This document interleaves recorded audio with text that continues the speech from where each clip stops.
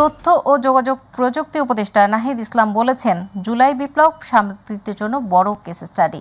এই গণঅভ্যুত্থানে গণমাধ্যমের কি ভূমিকা ছিল তা নিবিড়ভাবে আলোচনা করতে হবে। এই সময় ইলেকট্রনিক মিডিয়া কোনো কিছুই প্রচার করেনি বলেও মন্তব্য করেন তিনি। সকালে জাতীয় প্রেস ক্লাবে সংবাদ মাধ্যমের সংস্কার নিয়ে মুক্ত আলোচনায় তিনি কথা বলেন। তথ্য উপদেষ্টা আরও জানান, সকল পক্ষের সাথে আলোচনা করে পরামর্শের ভিত্তিতে গণমাধ্যম সংস্কার কমিশন ঘোষণা করা হবে। এ সময় তিনি বলেন, সাংবাদিকরা কেন পেশাদারিত্বের সাথে কাজ করতে পারে না সেসব বিষয়ে পর্যালোচনা করা হচ্ছে। ওয়েস্টবোর্ড সহ সাংবাদিকদের বেতনের বিষয়টি নিশ্চিত করতে হবে। মনে করি যে এই আন্দোলনে সাংবাদিকদের বা গণমাধ্যমের ভূমিকা কী ছিল, এটা নিয়েও আমাদের আসলে খুবই নিবিড়ভাবে এটা পর্যালোচনা করা উচিত।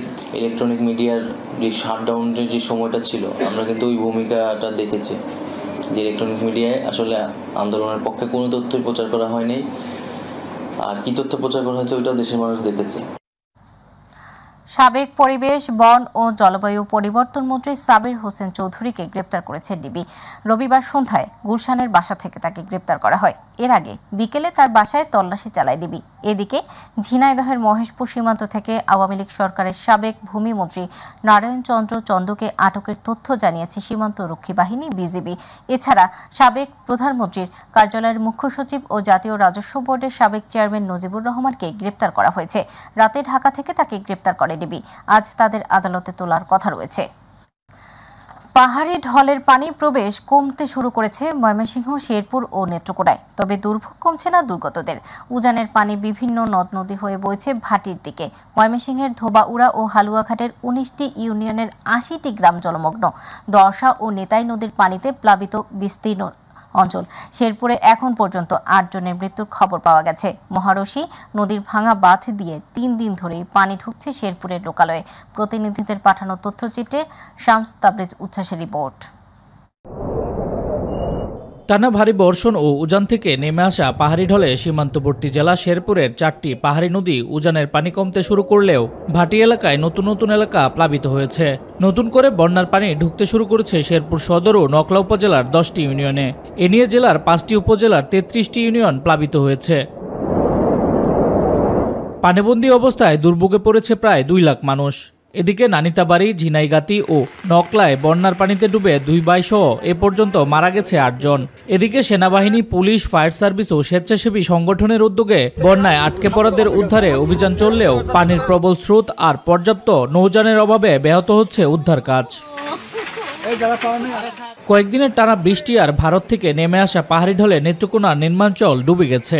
ভেঙে গেছে জারিয়া পানি উন্নয়ন বোর্ডের বন্যা নিয়ন্ত্রণ বেড়িবাঁধ। এতে কংসপাড়ের ঘরবাড়ি ও সড়ক তলিয়ে গেছে।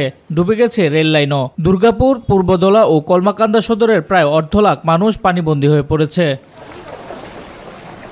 পূর্বদলা উপজেলার নাটেরকোনা গ্রামে জারিয়া পানি উন্নয়ন বোর্ডের বন্যা নিয়ন্ত্রণ বেড়িবাঁধ ভেঙে বিস্তীর্ণ ফসলি জমি ডুবিয়ে দেয় কংসের পানি। গত 2 দিনে ভারী বৃষ্টি না থাকায় ময়মনসিংহের সীমান্তবর্তী হালুয়াঘাট ও দুবহরায় বন্যা পরিস্থিতি কিছুটা উন্নতি হয়েছে। তবে 2 উপজেলায় এখনও পানিবন্দী প্রায় 1.5 লক্ষাধিক মানুষ। দুবহরা উপজেলার প্লাবিত 7টি ইউনিয়নের মধ্যে এখনও 3টি ইউনিয়নের 10,000 পরিবার পানিবন্দী। ঘরবাড়ি, রাস্তাঘাট, মাছের খামার, ফসলের মাঠ তলিয়ে থাকায় আশ্রয়কেন্দ্রে আশ্রয় নিয়েছে বিভিন্ন পরিবার। ফলে গবাদি পশু, গোখাদ্য এবং নিজেদের খাবারে মহাবিপাকে তারা। এদিকে হালুয়াঘাট উপজেলার প্লাবিত 12টি ইউনিয়নের মধ্যে সদর, কৈচাপুর ও নড়াইল এই 3টি ইউনিয়নের মধ্যে প্রায় 10,000 পরিবার পানিবন্দী। প্রশাসনের পক্ষ থেকে বন্যা কবলিত মানুষের জন্য এ পর্যন্ত 2 উপজেলায় 10 টন চাল ও নগদ 1 লাখ টাকা বরাদ্দ দেওয়া হয়েছে। শামস তাবরেজ উচ্ছ্বাস, মাই টিভি নিউজ ডেস্ক। দর্শক, এই মুহূর্তে নেত্রকোনা থেকে বন্যা পরিস্থিতির খবর জানাচ্ছেন প্রতিনিধি আনিসুল রহমান। জি ধন্যবাদ।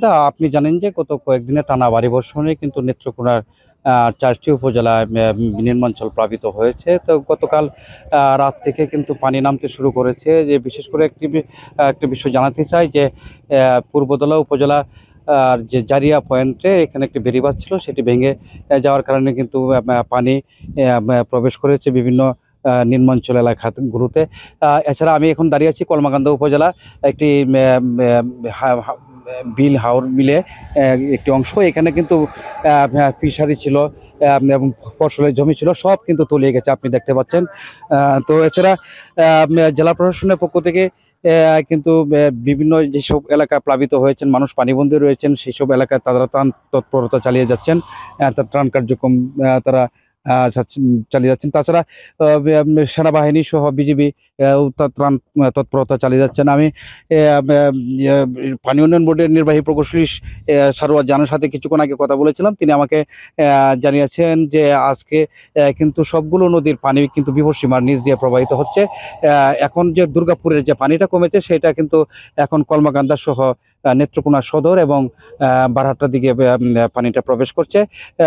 তো আজকে যদি বিকাল থেকে পানি কমতে শুরু করে তাহলে কিন্তু বন্যার যে পর্যন্ত হয়েছে সেটা আর বন্যা হবে না, তবে মানুষের যে দুর্ভোগ, পানি বাড়ি ঘরে পানি উঠেছে সেই দুর্ভোগটা কিন্তু কিছুদিন থাকবে। এই ছিল আমার কাছে বন্যা পরিস্থিতি নিয়ে সর্বশেষ তথ্য। ধন্যবাদ আপনাকেও।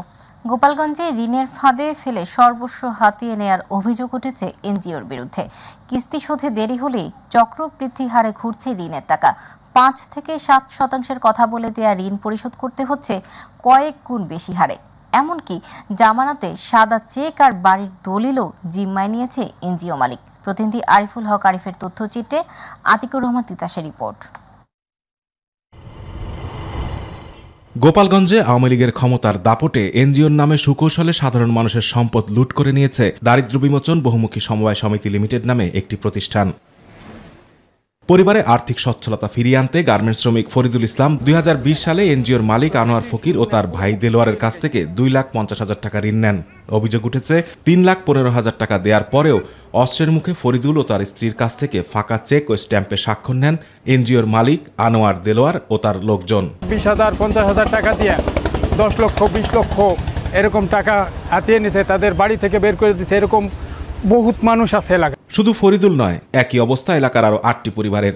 তাদের অভিযোগ, ক্ষুদ্র ঋণ দিয়ে সুদের চক্রবৃদ্ধি হার বাড়িয়ে সাধারণ মানুষের বসতভিটা দখল করাই দেলোয়ার হোসেনের মূল নেশা। 3 লক্ষ টাকা হয়েছে, কিছুদিন পর আবার এসে কয় যে তোমার 6 লক্ষ টাকা হয়েছে। 4,000 টাকা বাকি ছিল, আমাকে সঞ্চয় এসে কেটে নিয়ে যান। তার 7-8 মাস পর আইসে সে কয় টাকা সুদ মুদ দিয়ে 1.5 লাখ টাকার কথা কইছে। লাভের যে অংশ থাকে 1 লাখ টাকার, সেই টাকাটাই বাঁচছিল। তো ওই টাকার যখন সুদ চাইছে তখন আমরা দিতে পারিনি। দিতে না পারায় ওই টাকারে আবার সুদ ধরছে, মানে চক্রবৃদ্ধি করছে। চক্রবৃদ্ধি করে এরকম এরা 5 লাখ 6 লাখ টাকা বানাইছে। বিগত সরকারের আমলে প্রাণনাশের ভয়ে মুখ বন্ধ রাখলেও ভুক্তভোগীরা একে একে মুখ খুলতে শুরু করেছেন। বিচারের দাবিতে বিভিন্ন মন্ত্রণালয়ে লিখিত অভিযোগ জানিয়েছেন তারা। আমার স্ত্রীরে ফোন দিছে, ফোন দিয়ে কয় কি যে তুই দলিল আর পর্চা নিয়ে আহ নিয়ে এটা নিয়ে আয়, নইলে তো স্বামী রে কিন্তু ছাড়বো না, জানতে ছাড়বো না। সার্ভিসটারের কাছে আমাদের কোনো কথা বলতে জানি, আমরা যা বলবো তাই শুনবি। অফিসে এই বইলে নিয়ে গেছে, আমাদের রাস্তা নামাই দিছে, আমরা খুবই অসহায়। এ বিষয়ে জানতে চাইলে দেলোয়ার হোসেন মুঠোফোনে সব অভিযোগ অস্বীকার করেন। আর এনজিওর ম্যানেজারের কাছে জানতে চাইলে কোনো সদুত্তর পাওয়া যায়নি। জোর করে কোনোটা নিয়ে যায়, এটা আমাদের এলাকা ভিত্তিক 2-4 জন শত্রু আছে, এদেরকে সাথে মিশে পাকিয়ে এই সুযোগে আমাদের একটু ক্ষতি করার চেষ্টা করতেছে, আর কিছু না। দেলোয়ার হোসেনের একক মালিক একা, আর শাপলা আমরা মালিক 2 জন, দেলোয়ার এবং ওর পার্টনার একজন আছে মাহবুব। এদিকে মকসুদপুরের উপজেলা নির্বাহী কর্মকর্তা অভিযোগের প্রেক্ষিতে আইনানুগ ব্যবস্থা গ্রহণের আশ্বাস দিয়েছেন। ওনার আবেদনের বিষয়বস্তু হচ্ছে হত্যার হুমকি দেওয়ার অভিযোগ, এই সংক্রান্ত। এটা পুরোটাই তো আসলে থানা পুলিশের বিষয়। আমি সাথে সাথে ওসিকে লিখিতভাবে জানিয়েছি যে বিষয় ব্যবস্থা নেওয়ার জন্য। তো এনজিওর বিষয়টা আমি এখনই জানলাম, তো আমি একটা লিখিত আবেদন পেলে সেটা আমি আমাদের যে এনজিও ডিল করে যে কর্মকর্তা তাকে দিয়ে আমি তদন্ত করে যাচাই করে আমি তার বিরুদ্ধে ব্যবস্থা নিব। ঋণের বেড়াজাল থেকে বেরিয়ে বসতবাড়ি ফিরে পাওয়ার পাশাপাশি দেলোয়ারের উপযুক্ত শাস্তির দাবি ভুক্তভোগীদের। বর্তমান সরকারের কাছে বিচার চাই। আতিকুর রহমান তিতাস, মাই টিভি।